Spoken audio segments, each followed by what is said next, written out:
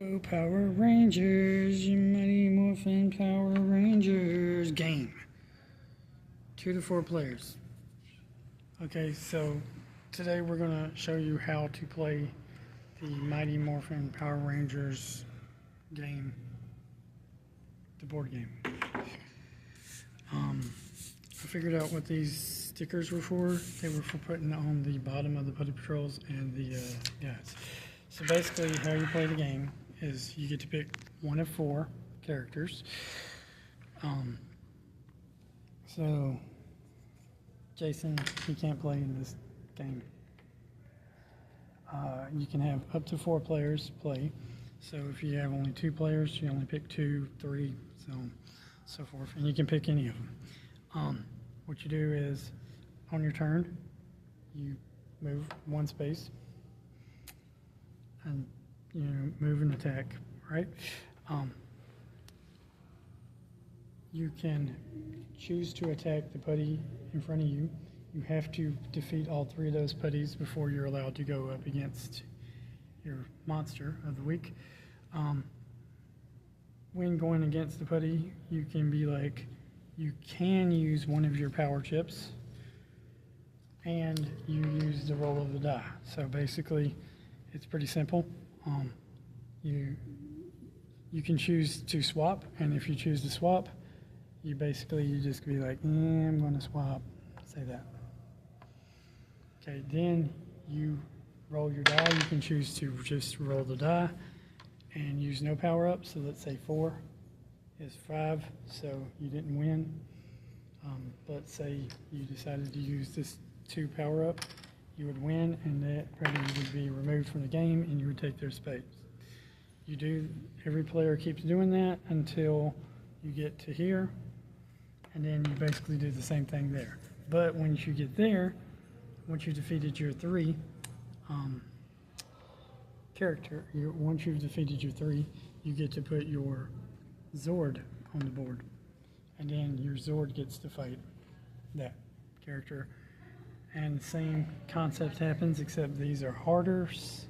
And once your Zords are all there, you get to put your Zord's pieces on the Megazord building thing. So the Megazord doesn't always get built, especially since there's only 4 characters. Then after everybody's defeated their space alien, or once everybody's defeated their space alien, they can attack King Sphinx. And of course, he rolls 4 die. It's basically a battle, roll and roll, and you got to knock him down to 20. And then once you knocked him down to 20, he's defeated. And whichever player knocks him down to that wins. That's pretty simple, basic roll and move dice chucking game. Now, to make it more interesting, you could make your own house rules, where the putty attack back, and you could make it where one of your characters gets defeated. Give them, ranks equal or equivalent to these monsters' ranks. Like make them all like 10, and then, or make player boards or something, and make them all have like 10 hit points or something, and then make these have like 20 hit points. And once they convert to that, make them have to deduct whatever this was at. So like, say this got up to here, and have the putties attack back. Have one player play the putties and the monsters of the week, and have the monsters move up too. And they can move 2 putties and 1 monster, right, or something. And the monsters attack back with the roll of die, and if you don't kill them, they attack back. Like this one needed, and they'll attack back with however much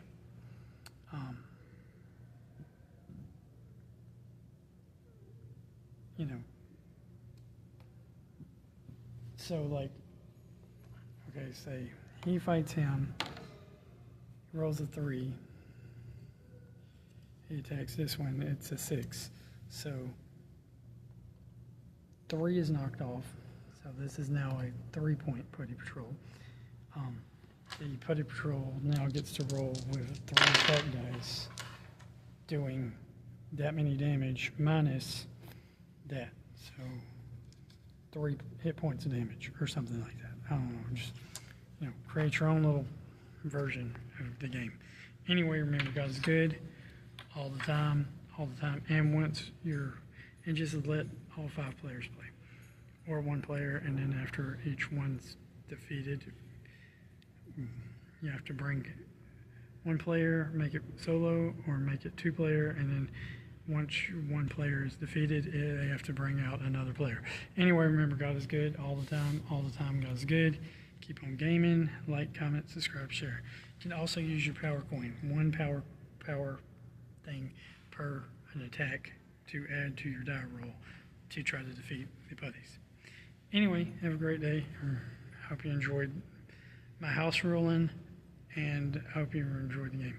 And the object is in this version is you have to build a Megazord, so all of the characters have to get moved there. So you don't want any of them to die, because if any of them get knocked out or die, we'll say they got knocked out. If any of them get knocked out, they won't be able to fight. So these might have to be worth 15, and these will be worth 25. And once you get your character there, they automatically upgrade to these.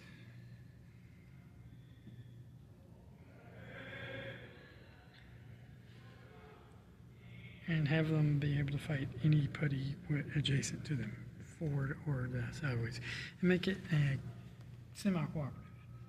And keep the different putties that you defeat and monsters that you defeat in your area, and use those as points, and plus the points, you know, the points plus the points of how many you knocked off of him, and make the Megazord worth, like, say 100, and you're trying to defeat King Sphinx, and you might make him 100 hit points too, you know, make it even better. But you have to kill all 4 of these before one of them grows, and we'll just pretend whatever one grows, and we'll just use the King Sphinx for it. Anyway, have a great day. Hope you enjoyed the how to play and custom rules game. Later.